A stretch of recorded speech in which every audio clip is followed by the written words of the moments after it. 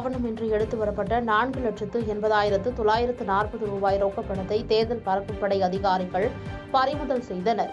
ஈரோடு அடுத்த சித்தோடு நால்ரோடு பகுதியில் தேர்தல் பறக்கும் படை அதிகாரிகள் அதிகாலை சோதனையில் ஈடுபட்டனர். அப்போது அவ்வழியாக வந்த காரை நிறுத்தி சோதனை செய்ததில் கேரள மாநிலம் பாலக்காடு பகுதியைச் சேர்ந்த பிளாஸ்டிக் வியாபாரி முகமது அஜீஸ் 4,80,940 ரூபாய் ரொக்கப்பணத்தை உரிய ஆவணங்கள் இன்றி எடுத்து வந்தது தெரியவந்தது. அதனை பறிமுதல் செய்த தேர்தல் பறக்கும் படை அதிகாரிகள் சரவணன் நாராயணசாமி குழுவினர் ஈரோடு வருவாய் கோட்டாட்சியர் அலுவலகத்தில் உரிய ஆவணங்களை சமர்ப்பித்து பிளாஸ்டிக் வியாபாரி முகமது அஜீஸ் பணத்தை திரும்ப பெற்றுக் கொள்ளலாம் என அறிவுறுத்தினார்.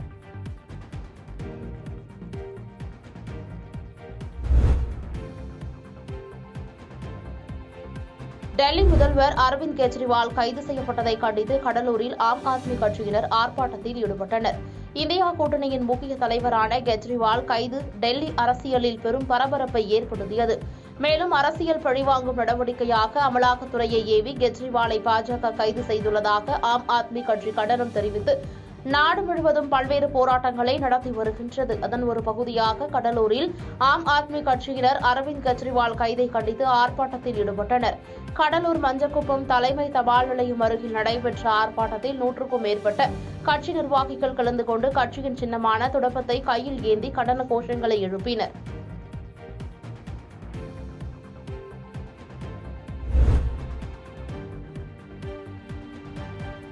தமிழ்நாடு மாநில ஊரக நகர்ப்புற வாழ்வாதார இயக்கம் சார்பில் 100% வாக்களிப்பது குறித்து தேர்தல் விழிப்புணர்வு பிரச்சாரம் நடைபெற்றது. நாமக்கல் மாவட்டம் பரமத்தி வேலூரில் 100% வாக்களிப்பது குறித்து தேர்தல் விழிப்புணர்வு பிரச்சாரம் நடைபெற்றது. வேலூர் பேருந்து நிலையத்திலிருந்து தொடங்கிய விழிப்புணர்வு பேரணியை மாவட்ட ஆட்சியர் டாக்டர் உமா கொடியசைத்து தொடங்கி வைத்தார். வேலூர் பேருந்து நிலையத்திலிருந்து தொடங்கிய பேரணி அண்ணா சிலை வழியாக சென்று கந்தசாமி கண்டார் அரசினர் மகளிர் மேல்நிலைப் பள்ளி வரை சென்று நிறைவு பெற்றது.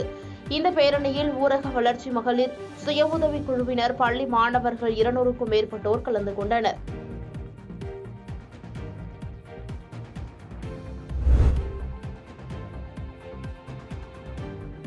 நாமக்கல் மாவட்டம் ராசிபுரம் அருகே வாகனத்தில் எடுத்துச் செல்லப்பட்ட 29 கிலோ தங்க நகைகளை தேர்தல் பறக்கும் படையினர் பறிமுதல் செய்துள்ளனர். சேலத்தில் இயங்கி வரும் பிரபலமான நகைக்கடையிலிருந்து பல்வேறு மாவட்டங்களுக்கு நகை ஆபரணங்கள் கொண்டு செல்லப்பட்டன. இதனை மல்லூர் அருகே அமைக்கப்பட்ட சோதனை சாவடியில் நாமக்கல் மாவட்ட தேர்தல் பறக்கும் படையினர் வாகன தணிக்கையில் ஈடுபட்ட போது பறிமுதல் செய்து ராசிபுரம் உதவி தேர்தல் நடத்தும் அலுவலர் முன்பு ஆஜர்படுத்தினர். நகைகள் அனைத்தும் உரிய ஆவணங்களுடன் தனியார் துப்பாக்கி ஏந்திய பாதுகாவலர் முகமையோடு கொண்டு செல்லப்பட்டது. இருந்தபோதிலும் அதிக அளவில் கொண்டு செல்லப்பட்டதால் தேர்தல் பறக்கும் படையினர் உரிய விசாரணை நடத்துவதற்காக அவற்றை பறிமுதல் செய்து நடவடிக்கை எடுத்து வருகின்றனர். பறிமுதல் செய்யப்பட்ட நகைகள் ராசிபுரம் வட்டாட்சியர் அலுவலகத்தில் உதவி தேர்தல் நடத்தும் அலுவலர் முத்துராமலிங்கம் முன்பு மதிப்பீடு செய்யப்பட்டு வருகிறது.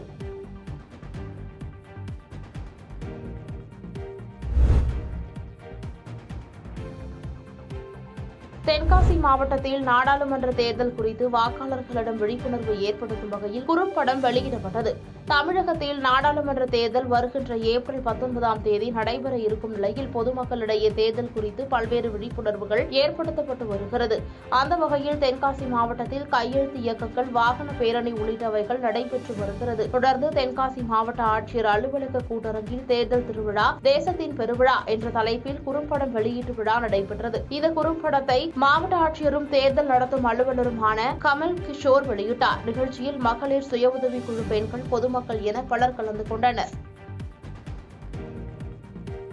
பாதகம் செய்பவரை கண்டால் நாம் பயங்கொள்ளலாகாது பாப்பா, மோதி மிதித்து விடு பாப்பா, அவர் முகத்தில் உமிழ்ந்து விடு பாப்பா.